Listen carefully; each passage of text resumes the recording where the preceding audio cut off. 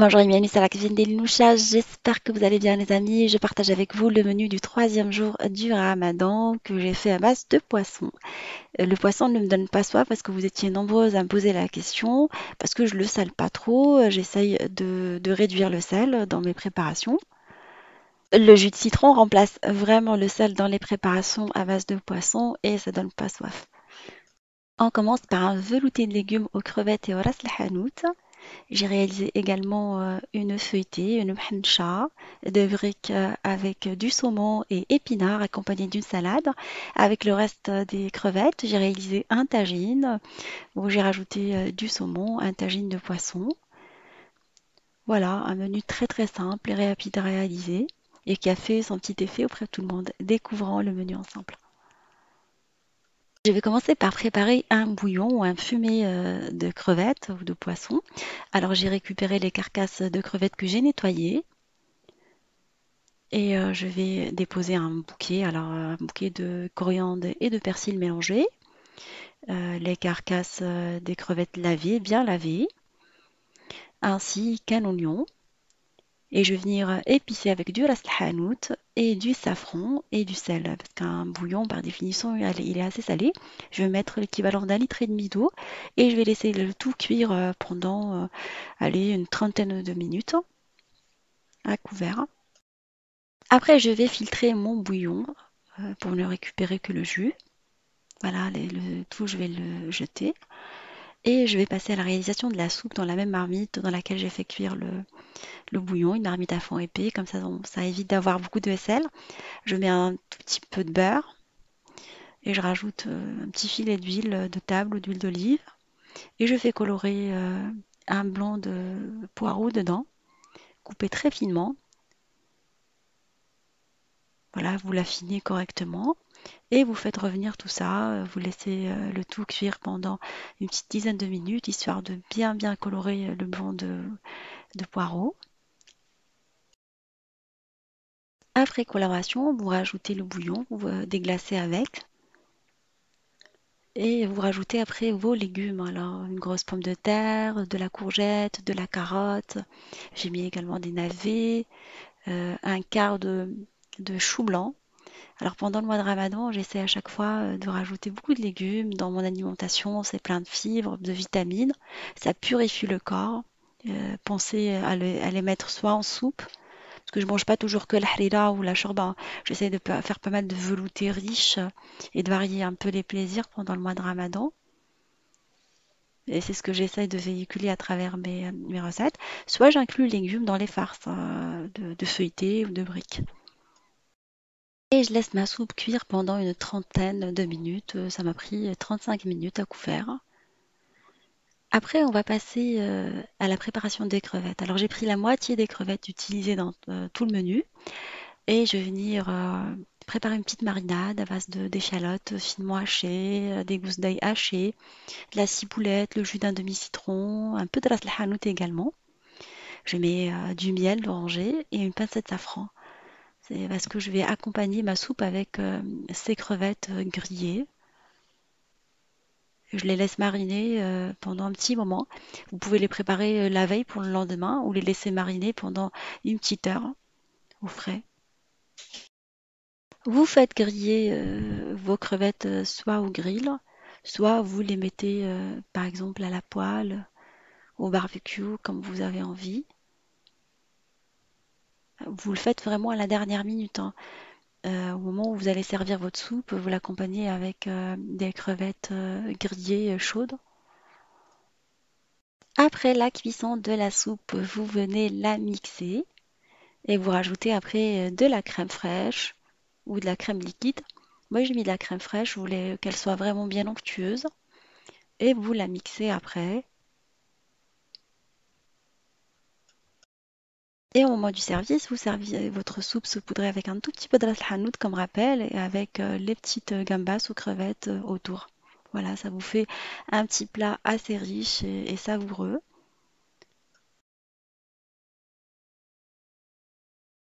On passe après à la préparation de la mhencha ou la serpentine saumon épinard. Alors je fais colorer un peu d'échalote hachée avec de l'ail dans un filet d'huile d'olive pendant 5 minutes, histoire qu'elle soit un peu translucide. Vous pouvez mettre de l'oignon, coupé très très finement par contre, hein. C'est important de bien affiner l'oignon. Après, on va rajouter des épinards. Alors j'ai pris des épinards congelés. Vous pouvez mettre des épinards frais. Vous les couvrez, les laissez cuire pendant 5 petites minutes et entre-temps, vous en profitez pour couper le saumon finement et couper le persil également, affiner le persil.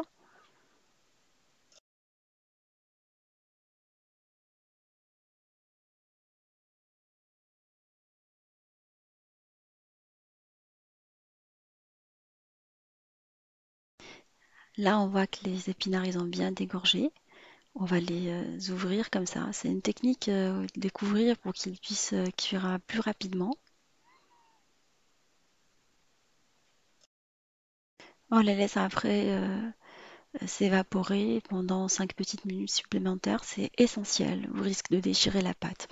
Il faut laisser vraiment les épinards dégorger de l'eau et tous les légumes que vous utilisez dans les farces. Après, on va rajouter de la ricotta. Ricotta, épinards, saumon, c'est un classique qu'on utilise pour plein de recettes. Pour les quiches par exemple.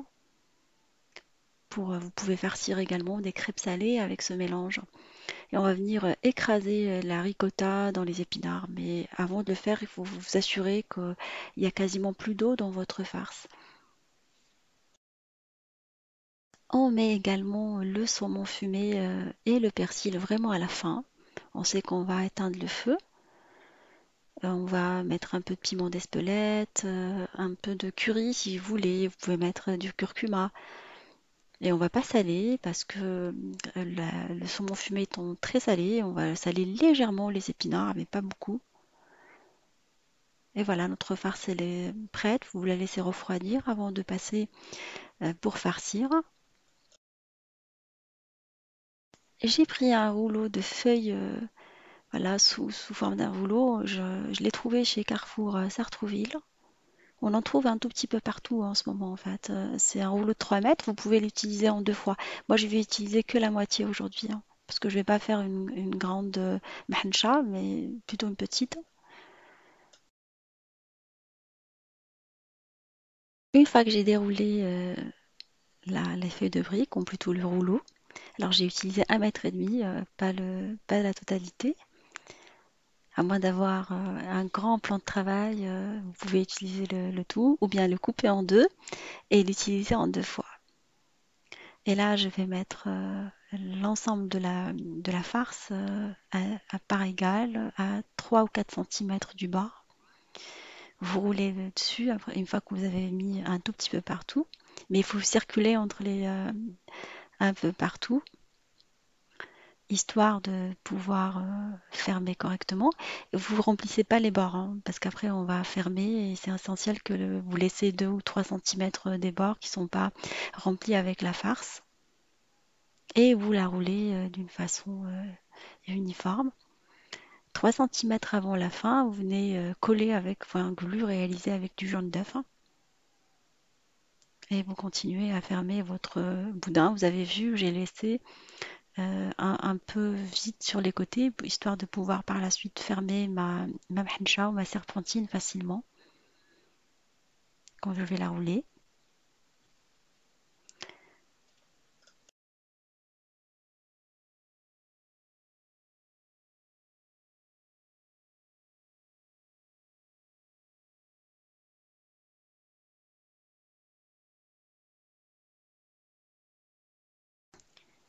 Et une fois qu'on a mis notre glue, on va venir fermer notre mhencha.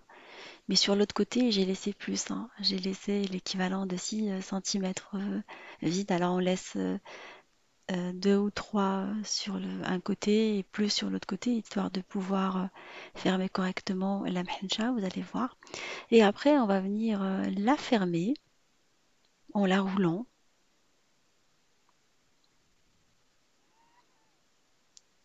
De cette manière-là, elle se roule facilement, comme vous avez pu constater. On fait une grande serpentine, une moyenne, une petite, quand vous avez envie. On peut la faire cuire à la poêle, comme on l'avait vu la dernière fois, en la badigeonnant avec le mélange qu'on avait réalisé pour des feux de philo. Voilà. En arrivant à la fin, on enfonce la partie qu'on avait laissée en dessous. C'est pour ça que j'ai laissé vide. Voilà, ça nous fait une belle mhancha qu'on va pas faire cuire par la suite au four cette fois-ci pour changer.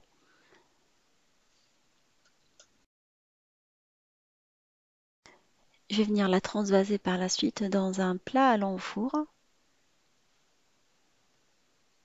en égalisant la surface après. Je vais par la suite la badigeonner avec un beurre parfumé avec la persillade provençale. Sinon, vous mettez juste du beurre tout seul, hein. C'est un beurre que je fais fondre et je rajoute un tout petit peu de persillade provençale déshydratée. Le beurre tout seul aussi fait l'affaire, hein. Et voilà, je la fais cuire dans un four préchauffé à 180 pendant 25 à 30 minutes en surveillant la cuisson. Ça dépend vraiment de votre four. Quand vous voyez qu'elle commence à dorer, vous savez qu'elle est prête et que vous pouvez la sortir. Vous la faites cuire vraiment à la dernière minute parce que les briques, ça se mange chaud. Après, si vous les réchauffez, ils se ramollissent et le goût, il est plus là en fait. Moi, j'aime pas le goût des briques réchauffées.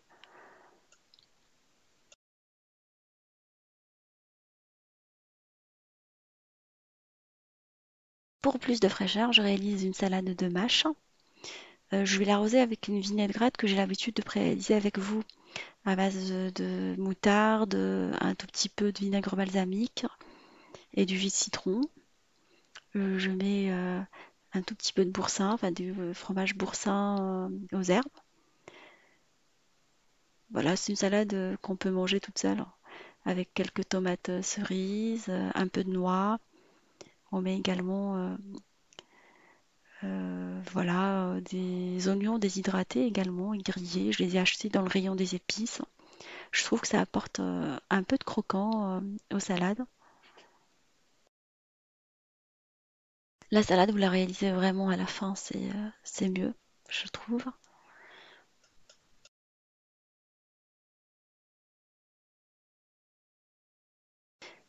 À la sortie de la mhancha du four, vous pouvez rajouter éventuellement un peu de fromage, un peu de mozzarella par-dessus et la remettre encore dans le four chaud pendant quelques minutes, histoire que le fromage fonde un tout petit peu. La parsemer également avec quelques herbes déshydratées, de la persillade provençale. Mais ça, c'est facultatif, hein. Vous pouvez le faire comme vous pouvez ne pas le faire. Moi, j'aime bien tout ce qui est herbes, tout ce qui est épices. Après, c'est pas au goût de tout le monde, hein. Et après la cuisson, vous venez la dresser dans une assiette de présentation. Moi, je la mange avec la salade et la soupe, ça me suffit, hein. Mais mon homme, il aime bien manger un tagine ou un plat de résistance. C'est pour ça que je vais réaliser un tagine en plus de la recette que je viens de réaliser. On va commencer la réalisation du tagine de poisson, saumon et crevettes en réalisant ce qu'on appelle la charmoula. Mais aujourd'hui, je vais lui rajouter un ingrédient en plus qui va lui donner un goût assez fumé, vous allez voir. Alors, je vais affiner la coriandre, l'ail et un piment finement. Cet hachoir manuel, je l'avais ramené avec moi du Maroc, mais on en trouve dans les marchés tout petit peu partout ou dans les magasins spécialisés de cuisine. Ils mettent beaucoup hein, pour les personnes qui n'ont pas d'achoir électrique. Puis c'est assez ludique, moi j'aime bien, on appelait ça conduire l'avion quand on était petit, on se battait pour le faire chez mes parents. Et là je vais récupérer ce que j'ai, pas les herbes que j'ai coupées, le piment et l'ail. Je vais le mettre dans un hachoir manuel et je vais rajouter par la suite un piment, ou plutôt un poivron rouge grillé, excusez-moi. J'ai grillé du poivron rouge que j'ai épepiné. C'est ce qui donne le goût fumé à la marinade, à la charmoula, un peu de jus de citron, et toujours enfin, les mêmes épices, cumin, curcuma. Dans la recette habituelle, il n'y a pas de curcuma, moi j'aime bien le rajouter. Piment doux, piment fort. Voilà, vous réajustez la quantité des épices selon vos envies. Et je vais mettre un tout petit peu d'harissa également. Et je vais mixer tout ça avec mon mixeur pour en faire une bonne marinade.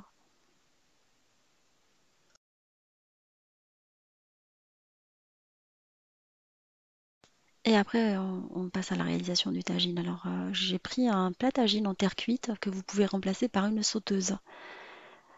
Par exemple, je l'ai badigeonné avec un peu d'huile d'olive et je vais venir mettre quelques tronçons de carottes. J'ai mis les carottes en premier parce que c'est le légume qui met le plus longtemps à cuire, qui prend plus de temps à cuire. C'est pour ça que je le mets en premier. Je le coupe en tronçons et je coupe par-dessus la pomme de terre en petites rondelles que je vais venir mettre par-dessus parce que c'est le légume qui va mettre moins longtemps à cuire. Voilà, ça va être une cuisson à l'étuvée. Et je vais venir ajouter par-dessus également quelques poivrons que je coupe en petits morceaux également. Je les mets là parce qu'ils mettent moins longtemps que la pomme de terre et la carotte. Voilà, vous mettez les légumes en fonction, enfin, ce qui est le plus bas, c'est ce qui va mettre le plus longtemps à cuire. Je vais diviser ma marinade en deux. La moitié, je vais l'utiliser pour mariner mon poisson. Alors aujourd'hui, je mets des crevettes et du saumon. Vous pouvez utiliser du cabillaud, de la dorade, n'importe quel poisson que vous aimez. Vous pouvez l'utiliser, des sardines, tout ce que vous aimez, hein. Là, j'ai utilisé tout simplement deux darnes, hein, mais comme je les ai coupés en tronçons, bah, ça paraît beaucoup, mais c'est vraiment pas beaucoup en fait, hein. Et même les crevettes, j'en utilise pas beaucoup, quelques-unes, hein. Voilà, je les laisse mariner. Alors, vous pouvez réaliser la marinade la veille pour le lendemain, ou la laisser mariner quelques heures, hein, ça suffit, hein. Là, aujourd'hui, je les ai pas fait mariner, je les laisse mariner juste que 20 minutes, le temps de faire cuire les légumes. Et pour le reste de la marinade, je rajoute l'équivalent de 10 centilitres d'eau. Je mélange avec et je vais venir arroser mon tagine avec. Je vais le mettre après à cuire, une fois qu'on égalise la surface, sur un feu moyen pendant une vingtaine de minutes. Moi, ça m'a pris 25 minutes. Je l'ai tapissé avec une tomate coupée en rondelles, une grande tomate.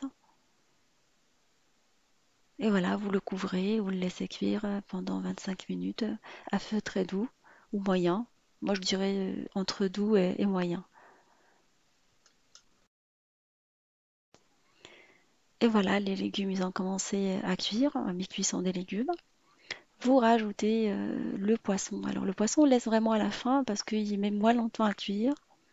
Et moi, j'aime pas le goût du poisson trop cuit. Les crevettes, elles vont rétrécir si vous les laissez cuire trop longtemps. Vous venez tapisser votre tagine avec le poisson mariné et les crevettes.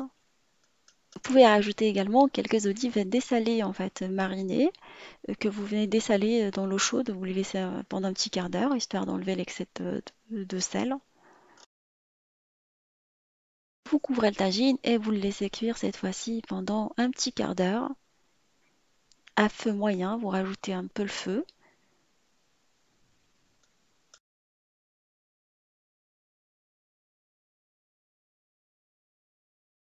N'hésitez pas pendant la cuisson du tagine, si vous trouvez qu'il y a trop de sauce, d'arroser vos darnes de poisson avec et le découvrir complètement, histoire que le jus s'évapore. C'est ce que je fais à chaque fois.